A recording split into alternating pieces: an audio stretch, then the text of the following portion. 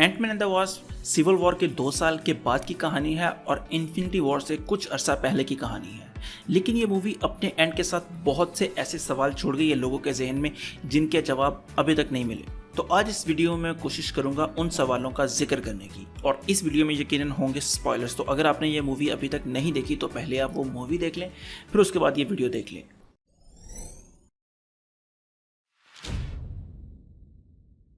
एक जो क्वेश्चन जो पूरी मूवी देखते हुए मुझे जो खाता रहा वो था कि जो वॉल्टन गॉगिन्स का कैरेक्टर है वो किसके लिए काम कर रहा है। अब ये तो हमें पता है कि वो एक क्रिमिनल है और वो ब्लैक मार्केट में टेक्नोलॉजीज को बेचता है, लेकिन वो पूरी मूवी में यही कहता रहा कि वो किसी बाहर के लिए ये चीज़ें इकट्ठी कर रहा है, यानी कि वो जो उसकी लैब है उसके पीछे वो पूरी फिल्म में पड़ा रहा। तो वो ऐसा कौन सा बंदा है जिसको वो ये चीज़ बेचना चाह रहा है, क्योंकि उसका जिक्र हमने पूरी मूवी में कहीं भी नहीं सुना। और जाहिर सी बात है कि उसको अच्छी खासी अमाउंट मिलने की उम्मीद होगी तो ही वो उसके पीछे बार बार पड़ा हुआ है। और क्या पता वो जिस बंदे के लिए वो टेक्नोलॉजी को चोरी करने की कोशिश कर रहा है वो हमारे एमसीयू का फ्यूचर का विलन हो, यानी कि जैसे ग्रीन गॉब्लिन है, वो अमीर भी है और अक्लमंद भी है और वो इस टेक्नोलॉजी का यूज कर सकता है। तो क्या पता जो स्पाइडरमैन 3 आएगी उसमें वो उस विलन को इंट्रोड्यूस करवाएं। अब अगला जो क्वेश्चन है लोगों के जहन में वो घोस्ट के हवाले से है। जो घोस्ट की कहानी है वो काफी ट्रेजिक है। जब वो छोटी थी तो उसके फादर ने हैंक पिम के क्वांटम एक्सपेरिमेंट को दोबारा रिपीट करने की कोशिश की, जिसकी वजह से वो भी मारा गया और उसकी बीवी भी, यानी कि जो घोस्ट का कैरेक्टर है उसके माँ बाप दोनों मारे गए बचपन में। लेकिन उस एक्सपेरिमेंट के नतीजे में उसे पावर्स मिल गई जिसको वो कंट्रोल नहीं कर पा रही थी। तो बिल फॉस्टर और शील्ड्स वालों ने उसे अपने पास रख लिया और उसे वेपनाइज किया और अपने मकासद के लिए उसे यूज किया। लेकिन कैप्टन अमेरिका विंटर सोल्जर में हमने देखा कि जो शील्ड है उसके अंदर बहुत से हाइड्रा के एजेंट थे। तो क्या जो हमारा घोस्ट का कैरेक्टर है क्या ये भी उन हाइड्रा के एजेंट्स में से शामिल थी या ये सिर्फ शील्ड के लिए काम कर रही थी? अब अगला जो मेरा सवाल है वो हमारा क्वेश्चन है जेनेट वैन डाइन के हवाले से, और वो एक नहीं है बहुत ज्यादा सवाल है। पहला कि वो इतने साल वहां पर जिंदा कैसे रही। दूसरा मेरे पास वो सवाल था कि उसके पास जो हुड है वो कहाँ से आया। जितना मुझे याद पड़ता है कि वो उसके बगैर क्वांटम रैम में गई थी, तो उसको वो वहां से हुड कैसे मिला। इसके अलावा क्या इतना अरसा उसने ऑक्सीजन के बगैर कैसे गुजारा। इसके अलावा अगला जो क्वेश्चन है कि वो जब बाहर आई तो उसके पास वो मिस्टीरियस जो पावर्स हैं वो कैसे आई।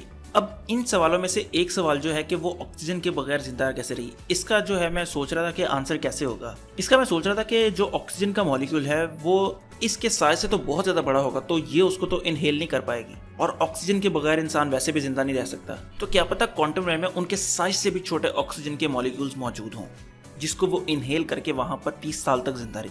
लेकिन फिर मेरे ज़हन में सवाल आता है कि यार वो खाया पिया तो कुछ ना कुछ तो होगा। लेकिन खैर मुझे उम्मीद है कि फ्यूचर में जाकर वो शायद इस मिस्ट्री को सॉल्व कर दें। अब इसी सवाल से एक और सवाल निकलता है जिसका जिक्र इस मूवी के सबसे इंपॉर्टेंट सीन में किया गया था, जो कि था हमारा मिड क्रेडिट सीन, जिसमें जेनेट स्कॉट से कहती है कि टाइम वॉर्टेक्स में ना फंस जाना, क्योंकि अगर तुम वहां पर फंस गए तो हम तुम्हें दोबारा नहीं निकाल पाएंगे। तो टाइम वॉर्टेक्स यहाँ पर हमारे लिए एक मिस्ट्री बन चुकी है कि क्या यही वो कनेक्शन है जो इस मूवी को एवेंजर्स 4 के साथ जोड़ेगा। और इससे भी बड़ा ये सवाल है कि क्या टाइम वॉर्टेक्स से टाइम ट्रेवल पॉसिबल है या नहीं। अगर ऐसा पॉसिबल है तो एंटमैन एवेंजर्स 4 में बहुत इंपॉर्टेंट किरदार अदा करने वाला है। अब मिड क्रेडिट सीन की बात चल रही है तो यहीं से एक और सवाल जहन में आता है कि जो हमारी एंटमैन वाली टीम है उनको इन्फिनिटी वॉर के बारे में क्यों नहीं पता चला। अब अगर आपने गौर किया हो तो जब वो सारे गायब होते हैं, एशेस बनते हैं, ये सीन तब का है जब थैनोस ने वकांडा में स्नैप किया था। लेकिन उससे पहले काफी देर तक बैटल चलता रहा, फिर न्यूयॉर्क में भी पहले बैटल हुआ था। क्या इसकी खबर उन्होंने कहीं भी नहीं सुनी कि या उनका प्लान हुआ कि यहाँ से वो हीलिंग पार्टिकल इकट्ठे करें, घोस्ट को भी अपने साथ में लाएं और उन लोगों की मदद करने के लिए वहां पर पहुंचे। ये भी एक बहुत बड़ा सवालिया निशान है इस चीज पर कि क्या उन लोगों को इस बात का आइडिया नहीं था कि एक बहुत बड़ा दुश्मन पूरी दुनिया को तबाह करने के लिए पहुंचा हुआ है। तो ये थे वो बड़े सवाल जो लोगों के जहन में चल रहे हैं। और अगर आपके जहन में कोई क्वेश्चन है तो आप उसको कमेंट करके लाजमी बताएं ताकि लोगों को उसके बारे में पता चल सके और किसी के पास उसका जवाब हो तो वो उसका रिप्लाई कर सके। और अगर आपको ये वीडियो ज़रा से भी पसंद आई हो तो लाइक करें, कमेंट करें और सब्सक्राइब ज़रूर करें। तो खुश रहें, खुश रखें। अल्लाह हाफिज़।